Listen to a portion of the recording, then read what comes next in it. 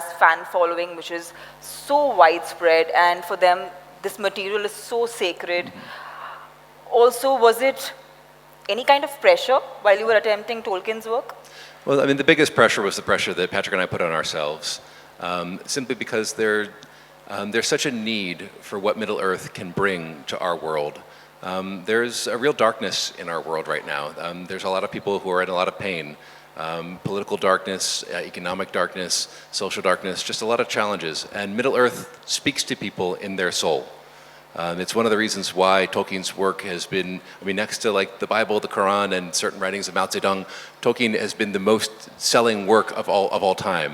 And I think that's because no matter what country people come from, no matter what background they have, when people find Tolkien, it goes past all of those other things and finds them in their heart and in their soul. And so we felt like we needed to capture that special feeling of Tolkien.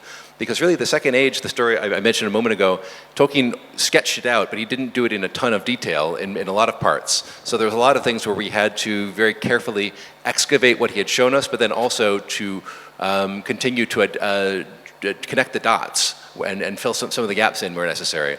So we tried to do that in as Tolkienian a way as possible to be able to bring that light and that feeling of Middle-earth. And I could say that one of my best moments so far was we showed some Tolkien superfans about 20 minutes of the show, and we were sort of flies on the wall sitting in the back of the auditorium, and I heard someone asked, well, what did you guys think of it? And one of them said, you know, it just feels like Middle-earth. And I spontaneously broke into tears. And I was like, that's all I wanted to accomplish. That is amazing. Well, हम पहली बार कर रहे हैं यार, एक ताली तो मार लो हमारे लिए. Thank you guys. Yeah, I think it's been so nice, you know, knowing these things from you. But I really want to meet the cast. Yeah, cast. Totally excited to bring them out. Yeah, I'm happy to introduce them. Shall we? Yeah, guys, you want to start walking on out, and I'll give introductions as you do. I think first I see. Stand up. Do I see Nazanin Bonyadi? I think is our first one back there.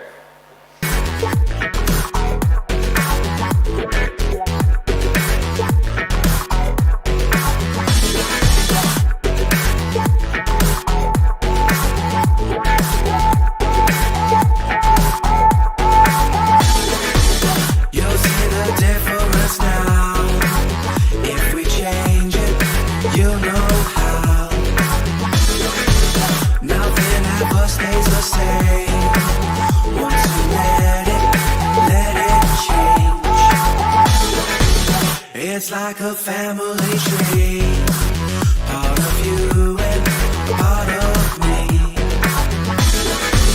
And if we should separate, go your own way, I won't wait.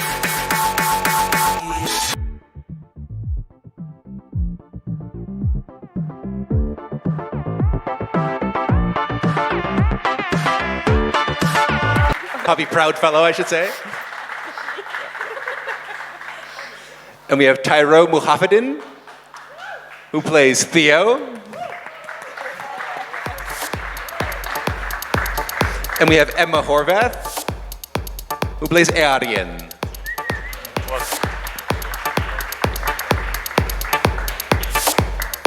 And Rob Aramayo, who plays Elrond Peredale.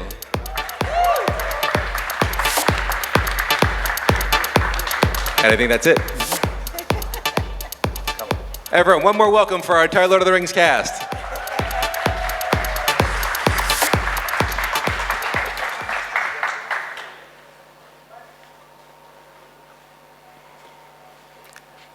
Welcome to India, guys. Thank you. It's amazing to have you guys here. And all the best. Good luck for this. It looks incredible. Robert, I have a question for you. You're playing one of the most famous Elven characters, Elrond. What does Elrond mean to you? And how do we meet Elrond in the Middle Age in these series? Yeah, well, it's the Second Age, so he's much younger than the trilogy or anything like that. He's half Elven, which is a sort of unique thing in the Elven world. He's young, he's ambitious, he's serving his king, yeah, curious about different cultures and stuff. Was it fun? Very fun. Very Was it fun. hard? Very hard, yeah. Yeah. Then it was fun. Nazanin, can I ask you a question? Yes, please. So you play Bronwyn of the Southlands, Yes. and she's a healer. So what we've seen in the trailers, she's extremely powerful, yet she's nurturing. So from where did you draw the strength to play a character this magnanimous? Thank you for the question. It's so good to be back in India, and thank you for your warm welcome and hospitality. I love playing Bronwyn because she's so multifaceted. She's, as you said, a healer, a single mother to a rebellious teenage son played by Tyro, in a forbidden romance with an elf, Arondir, who is tasked with watching over the Southlanders. I play a Southlander who historically, her ancestors chose the wrong side. They chose evil over good, and she's trying very hard to redeem them. What I love about her is that she is very resilient and strong, as you said, as well as nurturing. And I was going to be a doctor before I started acting. I have a degree in biology, so that side of her, the healing side, resonates with me. But also her determination to redeem her people and to liberate them from the forces of evil of their past, the shackles of their past, really resonates with me as an activist, because I'm a long-time activist for my homeland, Iran, human rights activist. And women in Iran and in many places in the world are at the forefront of the move towards democracy, freedom, and human rights. And so that's where I drew inspiration. That's amazing. That's amazing. And may I just say, I have seen your work, and I think you're an incredible actor. And thank you for all the wonderful things that you're doing and you're standing for. Thank you very much. Thank you. Excellent. Tyro, my man. How's it going? You play Theo, right? Yes. And you're the youngest of them all. Looks like it, yeah. What was it like? What's the experience, man? Well, I mean, I think this is kind of big for everyone because it's not every day you get to work on The Lord of the Rings, which is huge. But, you know, thank you to JD for entrusting me with the role, given my inexperience, I guess you could say. But no, I think the whole cast has been really, really, really supportive and, you know, have really taken me under their wing, especially Naz. You know, I was very, very nervous and anxious. I came from working on sets with like 5 people as the crew to hundreds. And, you know, it was very, very overwhelming. But, you know, with J.A. and, you know, Wayne and Charlotte and Naz, Ismail, Ian, everyone that I worked with just made me feel so comfortable and helped me do my job, which is ultimately the most important thing. And yeah, I went from Perth to Mumbai in front of all these beautiful people, and I'm here. And yeah, how's it going, everyone? Yeah, I'm truly, truly blessed. That's amazing, man. You almost look in character. Oh yeah, I like it. I like the style. thank you. It's a Middle Earth orange. It's Middle Earth orange. And Charles, Yes. hi. Yes, hi. Seen your work, big fan. Thank you very much. Everyone knows the famous Elven characters of Galadriel and Elrond, but I believe there is no story without you. Do you agree? I'd have to agree with that, yes. Good answer. Although, no, obviously there are many, many other stories and themes in Tolkien and in our show, but ultimately the story of the Rings of Power is the one that brings them all to a head. But that's what's so interesting about Tolkien. For such a major storyline, he gives Celebrimbor very little page space. He's mentioned briefly, and those contradict each other, those mentions. So what our hunt, the showrunners, myself, the heads of department, the directors and the writers, is to find the hooks that Tolkien has given us, hang a few things on there, see how that goes, and then rummage around in the wardrobe a little more, see what else one can find in there, a few more hooks, a few more bits and pieces, hang it all up and see how it looks. And it's also the first time that Celebrimbor has been featured in a live-action adaptation of Tolkien's stories, so I'm very much looking forward to seeing what you all think about him. Amazing.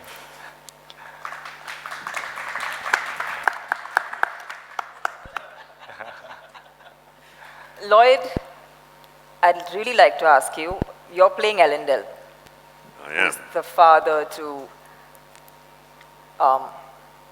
Isildur. Isildur, yeah. Isildur This is a very naughty boy important here. character, but I just didn't want to do debauchery of the language service. Like, okay, let me not get Isildur wrong, because everyone out there will want to come after me then. So definitely, you're playing the father to Isildur and Earian, who's played by Maxim and Emma. So can you tell us what do we expect out of the series? And what is this world, and what's been the experience for you being a part of this? Thank you for the question. First of all, it's really, really good to be back in India too, like Naz. I've had a beautiful experience working here in the past, so very happy to be back. Yes, Elendil, who is, as we see him at the beginning of the series, he's a sea captain, very capable man, but he's been widowed and he's trying to deal with his grieving adult children, two of whom are present here in Maxim and Emma, as you say. And he's a very well-known character in the Legendarium, and many fans of the movies would have seen him in brief, but if you read the books, he's referred back to a lot, and he's a sort of hero archetype. And he's very dear to a lot of the fans' hearts for that reason, because of his ultimate self-sacrifice at the end during the alliance of elves and men, where he dies in the act of trying to defeat Sauron. So, but again, rather like Charles was saying about Celebrimbor, there are only these sort of limited signposts along the way that Tolkien gives us. So there's this great sort of responsibility and privilege and excitement to be able to fill out those gaps. And where we see him at the very beginning is this one. Tolkien's Atlantis is Numenor, the island of Numenor, where Elendil comes from. And at this point in the story, Numenor is at its absolute peak, but it's right on the precipice between a sort of more nationalist side of the island, which feels they need an independence from the elves, and a more faithful side. And Elendil is very much torn between those two parts of society, between his head and his heart. His head is rational, pragmatic, trying to keep his family safe, and his heart is drawn towards the faithful. And something of the schism in that society is also reflected deep in the family within his children. So that there's a lot for him to deal with at the beginning, and I'm very excited to chart this man through that journey. So yeah, I'm very, very privileged and very excited to be here. As an actor being on the set, the adaptation of Numenor, nobody's ever seen this world. So how is it to be on a set which so many people have imagined but never really seen? You were actually there, so what was the experience like? It was genuinely extraordinary in the sense that in the modern world we expect everything to be CGI now, but we built Numenor, we built the capital city of Numenor, and it took 6 months to build. And I remember the first day walking onto that set was quite an extraordinary experience. I was with JD and he showed me around, and just the attention to detail, the amount of skill and brilliance in every department on this job, and ultimately the dedication and love that you feel. So they built the city from the ground up, and you can feel the history and how architecture changed over centuries, where loyalties lie, and the changing face of the landscape around it. Because that was also, I think my second day on set was filming a sequence on the beach with Galadriel as we're riding our horses. And again was with JD, and we realized that this is the first time that we'd seen the geography of Numenor, the physical geography of Numenor. And that was another beautiful moment to think, wow, I'm actually the first person to be part of that. So that was super exciting. And there's one member of our security team from Amazon who walked us back when we were in Comic-Con, walked us back to the hotel. And she said, I've been told not to talk to the actors and geek out about Lord of the Rings. I was like, come on, geek out. Let's see what you got. But she'd said both her parents were fans of Lord of the Rings. She'd read it. She'd read the Silmarillion. She'd watched the movies.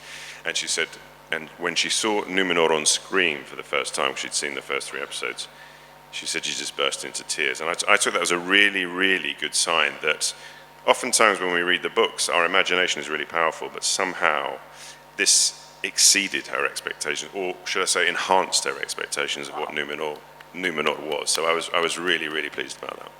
That's really amazing. That's All really... I'm thinking is, I wish I had that voice. I know, it's a great voice, isn't it? It is. It's a little deeper after the Yeah, aeroplane you can flight use we it, just right? took, You know how to but, use it. Lloyd, the thing is, most of the times I sound like you. So I have a hard time sounding like me. Maxim, Isildur, huh? Yes. How does it feel? Because this is a character that everyone is waiting to watch. And it has fans all over the world. So where does this arrive in the series? Well, he's a sailor on the kind of cusp of adulthood when we first meet him, and there's an emptiness and a void in him, and I guess he doesn't really want to fit into the societal expectations of him. He doesn't want to really be like his father in a way, but then there's a pressure to also... Children. Yeah. So you kind of meet him deliberating and yearning for something else that potentially is not in Numenor, not on the island. Nice. Emma, I have a question to ask you. Do you want to say something, Ritik? Go on.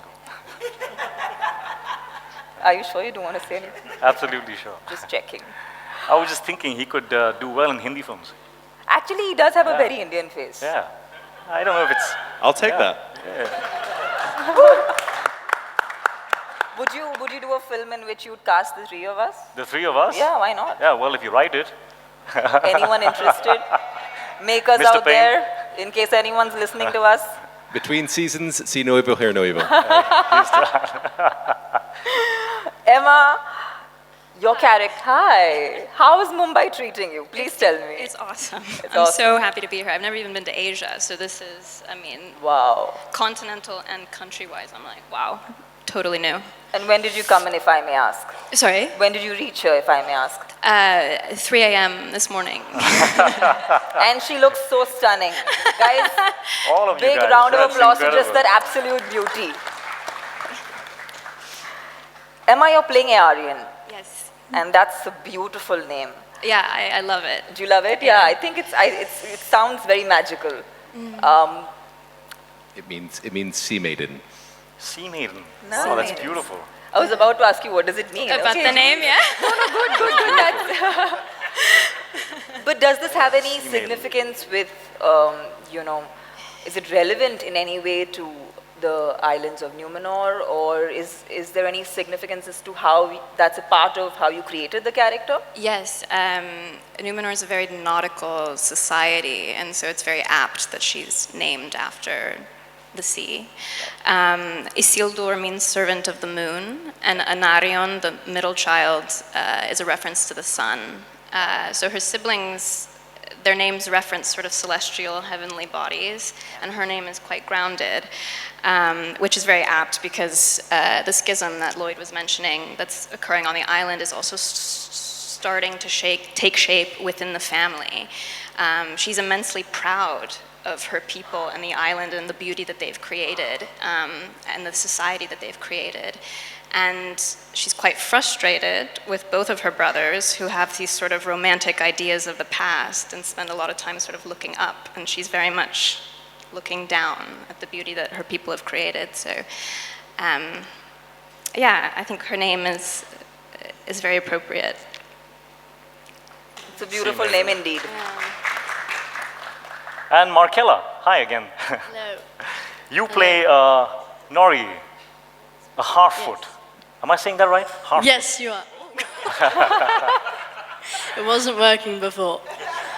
Yes, I do. I play Harfoot. Harfoot. What is a Harfoot? A Harfoot, they're a migratory group. They're a community, and they have big feet and ears, and they have a lot of heart and joy, and stick together in the face of adversity, and they're constantly looking over their shoulders, but they're optimists as well, despite having to be survivors. Is there anything specific that makes them special to you? I think that they don't see their vulnerability as a weakness. I think that Wow. they're able to I like that. recognize how it can be a strength, and actually by opening up to people, to the rest of the community and to their loved ones, they can Right. hopefully find a better life for themselves and find themselves a home. Right. And Megan, hi Megan. Hello. You play Poppy, who is best friends with Nori. Yes, I do. Right, and what can we expect out of this friendship? Poppy and Nori's friendship, they are very much the yin to each other's yang. Poppy is sort of the more cautious out of the two of them, and I think it's safe to say Nori is the more adventurous of the two of them. Yes. So that already tells you quite a lot. But Poppy sticks by Nori's side throughout the series, and that is sort of like an ongoing theme, I think. But she does that because she finds it important. She has such a love and loyalty for her friend. And she finds it, you know, Markella's already mentioned the community, and in the community they have a very specific set of rules. And they're very important in order to ensure everybody's safety. And Poppy really believes in those. And so the reason that she follows Nori is for protection. She believes that that's the best way to protect everybody, community included. So they get up to a lot of adventure and a lot of mischief and a lot of fun. Sorry. Did you all know each other before the No, shoot? We didn't. We met on the day. On the Or maybe day. like a couple of weeks before we started filming. But it was really nice because we got to sort of hang out and call it work. That's nice. Yeah, it was really nice. That's nice. They're like sisters, these two. It's amazing. And Sarah, you have been a fan of the books and the films, and now you get to play the matriarch of the Brandyfoot Harfoot family. I do, yes. Wow, what was that like for you? Well, it's amazing. I just suddenly realised there's 3 parents here with naughty children. Actually, that's a bit of a theme of today. I haven't actually done interviews with the other parents here, so it's quite funny. As a fan of fantasy, it was obviously incredible, but I don't think you needed to be a fan of fantasy to realise that this is an absolute dream job. I mean, first of all, this incredible cast that I get to work with and that I get to now travel around the world with and come to an amazing country like India, where I haven't been before, is just a joy. So, lover of fantasy or not, it's been one of the best jobs of my career. Playing Marigold is also an absolute honour. Thank you to JD and Patrick. Being a parent to this beautiful actress here, Michaela Kavanagh, and a surrogate mum to Megan Richards, and having so much fun on set. The Harfoots, as Michaela was saying, you know, they've been through a lot, but they have a lot of joy and laughter and love, and that's what it was like being on set. We just had such an incredible time working together. And I'm quite stunned that I'm sitting here with them all now, able to talk about it to the world. It's just such a privilege.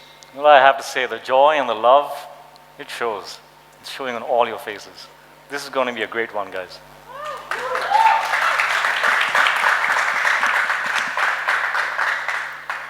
JD, to round this off, do you have anything that you want to tell our lovely audiences?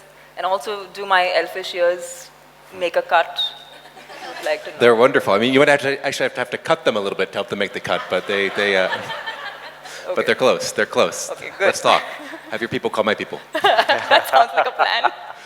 Well, I just wanted to reiterate what a special group of people you have in front of you right now. It's been my great joy to work with them each over the course of several years now, and I look at them each and have a dozen stories that pop into my mind for every single one of the people here, and you're just getting a small taste of it now, but each of them in some moment of the season will take your breath away. They truly have that special something that is part of Middle Earth that is inside of them that they've managed to capture with these characters, and the world is going to discover it very soon. And also, a few last things I'd love to say is that I take it here, many people are fans of Tolkien, but if you haven't ever experienced Tolkien before, if you've never even worn a ring before, and have no idea or if you wandered off the street, or if this is reaching someone who hasn't experienced Middle Earth, you don't need to know anything about Tolkien to enjoy this show. You can walk in off the street having never seen any of the movies, having never read any of the books, and the show will sweep you away and tell you all that you need to know about Middle Earth, and then hopefully point you back to the books because they're really worth doing the deep dive on. They're books that really stay with you and get inside of you in a very unique and special way. This is a time in the world when we need a little bit of Tolkien and we all need a little bit of Middle Earth. So we hope that you're able to enjoy the show and feel that special thing that each of these people has been such a foundational part of bringing to life these years. So thank you very much for having us here. We really appreciate it. It's amazing. Thank you. I have to say this to JD, to the entire cast and crew, that this is something that I personally believed in, that cinema in any language, anywhere in the world, the moment it is based on human emotions, basic human emotions, it always cuts through all.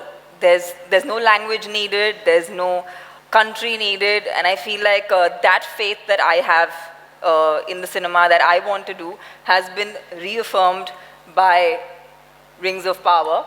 So thank you all for coming here and being a part of this press conference. We're so excited for this, and we can't wait to see the series. Thank you so much, Tamana, and thank you, Riddick. Thank you very much.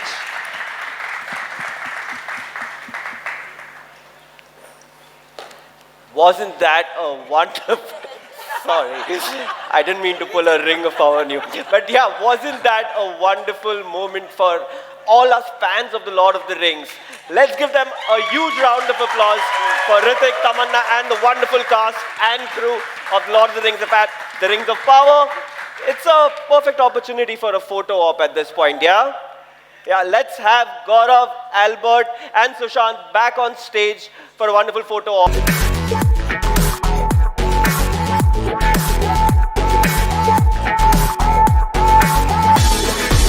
You'll see the difference now. If we change it, you'll know how. Nothing ever stays the same. Once you let it change. It's like a family tree. Part of you and part of me. And if we should separate,